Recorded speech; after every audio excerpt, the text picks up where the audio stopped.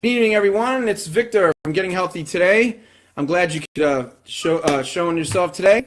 Today we're going to be talking about Leadership Weekend. I have in store for you starting tonight, tomorrow, and Sunday. We have the 21 Irrefutable Laws of Leadership by John C. Maxwell. Please put one in the comments there if you're a replay viewer or a live viewer right now. Put a 1 if you ever heard of John C. Maxwell, and his claim to fame is his leadership skills and many other things. The man's a tremendous leader in his industry. So today I want to give you 1 through 7 laws of leadership. The one thing that you want to learn about this is he broke it up into 21 laws, but we're going to talk about at least 7 tonight, and then tomorrow the next 7, 8 through 14, and Sunday, when you come back to the broadcast then again here on Getting Healthy Today, you're going to go from 15 to 21. So let's talk about the first one.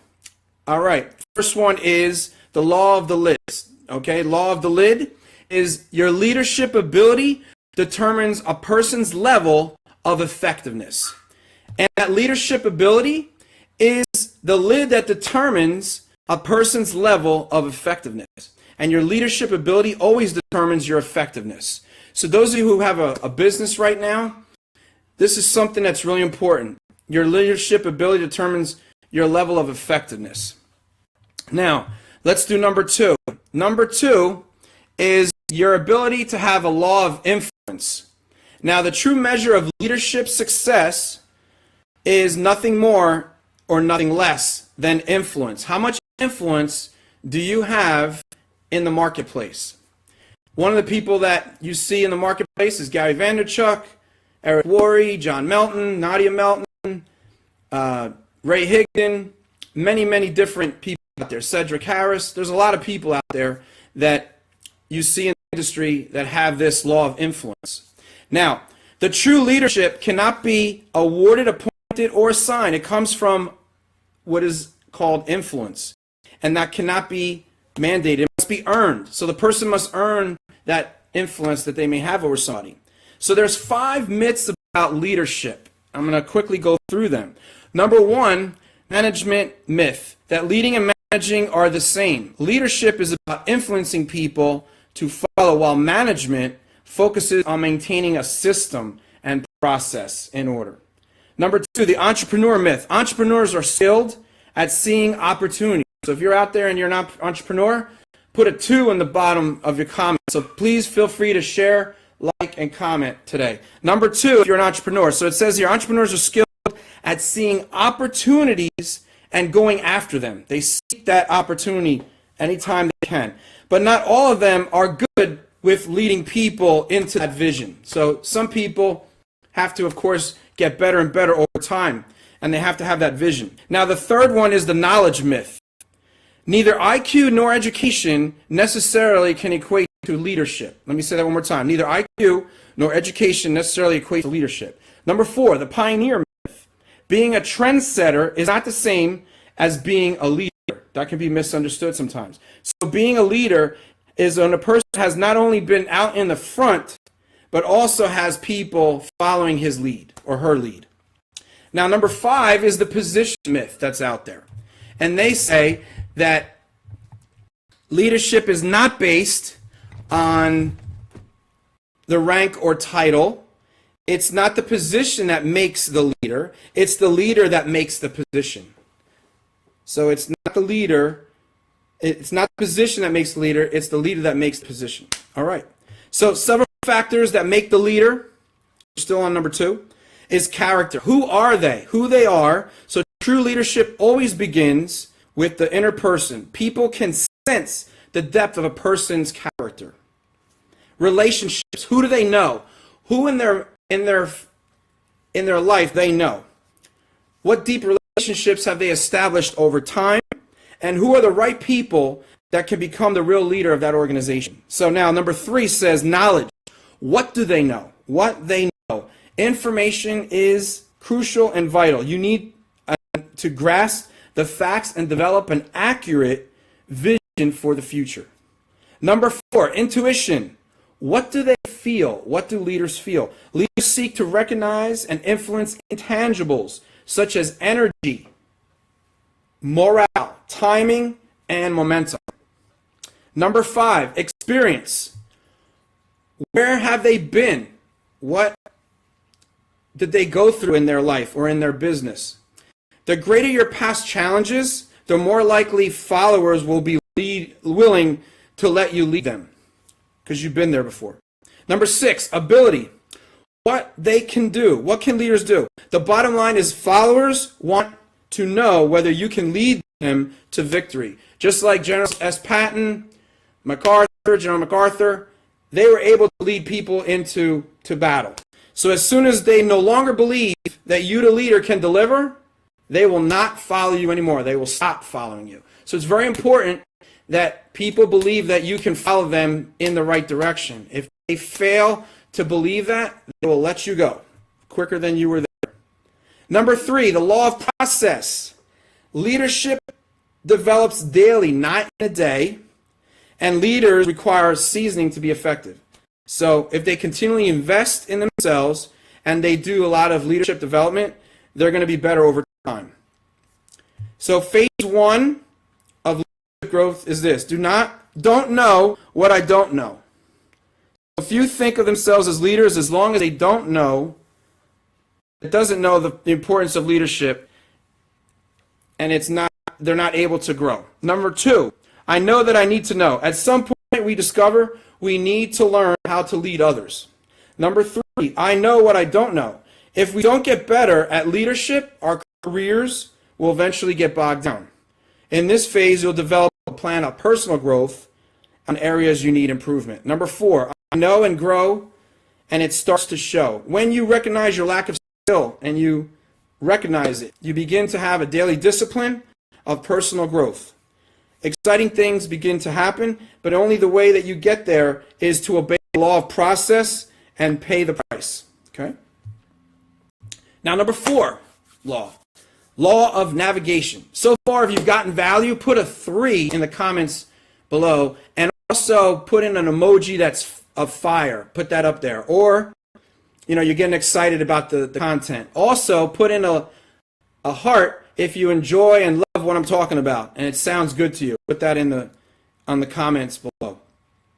Now, number 4 is the law of navigation, which says anyone can steer the ship, but it takes a leader to chart the course. So what they're saying is that basically, before leaders take people on a journey, they go through a process in order to make that trip more of a success. So navigators draw from a past experience. Navigators examine conditions before making commitments. Navigators listen to what others have to say. So another word for navigators would be, in this case, leaders. And navigators make sure that conclusions represent both faith and fact. So a leader has to possess a positive attitude. If you can't confidently make the trip in your mind, how are you supposed to do that for someone else if you don't believe it yourself? Isn't that true? If they're not completely convinced themselves, how can they convince you?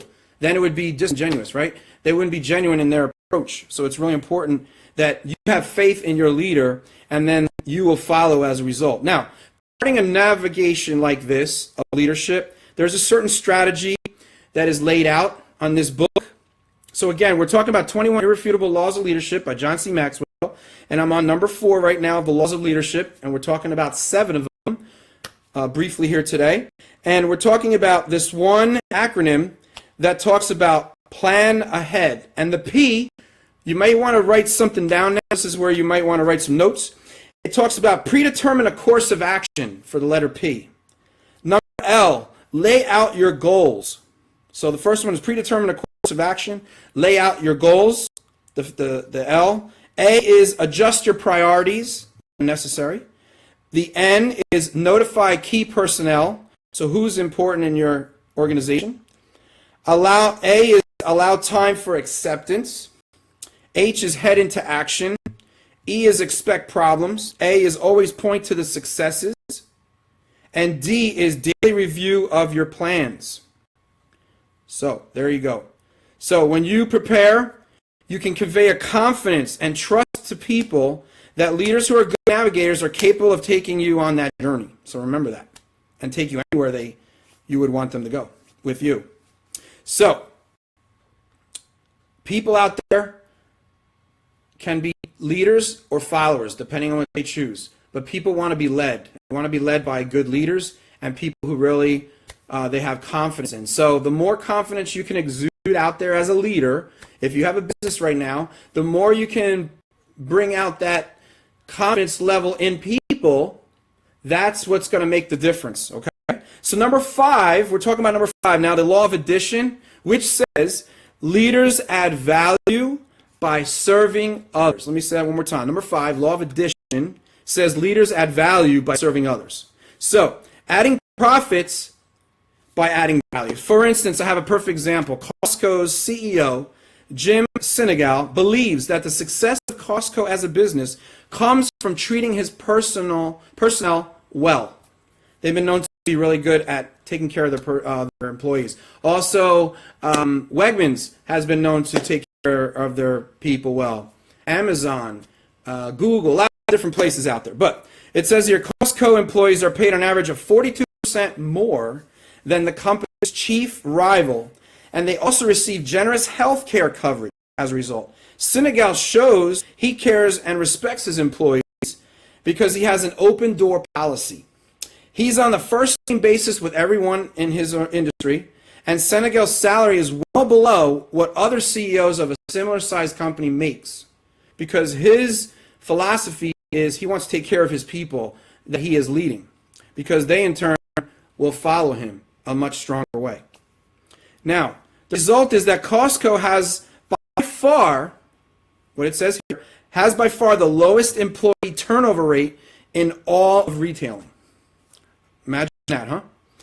What do you think about that? Put a 4 in the comment section if you really think that's pretty cool about what we just heard. Now, the bottom line in leadership isn't how far we advance ourselves, but how far we advance others. So, if you're in business, you're there to serve your community. You're trying to make an impact in someone's life. For instance, me, I'm trying to impact people's lives by providing health solutions through world-class nutritional products. That's what I do. And I help other people be able to develop that into possibly a business for themselves so they can earn extra income and provide some financial well-being for their family. So, going back to the next thing, we're talking about how we add value and change lives of people. And there's 4 guidelines that this book talks about adding value to other people. And number 1 is truly valuing others. Effectively goes beyond the idea of intentionally helping other people. They must value people and demonstrate they care in such a way that the followers know it. There was a gentleman by the name of Jim Rohn in the industry of business that talked about this. If you want to have a lot in life, you need to give people what they want so that you can get what you want. So if you serve your community in abundance, you will therefore get abundance back. So I also believe, me personally, I believe in karma. What you put out is what you get in. So if I have a negative karma, I'm going to get that back in some way. Maybe not today, but tomorrow. If I put positive energy out into the universe, I'm going to get that positive energy back. The next one is make yourself more valuable to others. So the more intentionally you have in growing personally, the more you have to offer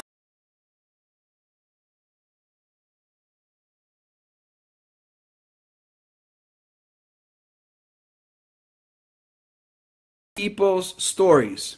We were messed up a little bit there. Sorry about the connection. So what I was saying was, you know and relate to what others value. This can only come by listening to your people that are following you and understanding their hopes and dreams so that you may find them the solutions to their issues, finding the solutions to their problems. So learn what is valuable to your people that are following you or that want value from you, and then you can lead them based on what you've learned from them. So getting the information from them is so important. Number 4, do things that God values. This is a strong message in the book. So God desires us not only to treat people with respect, but also actively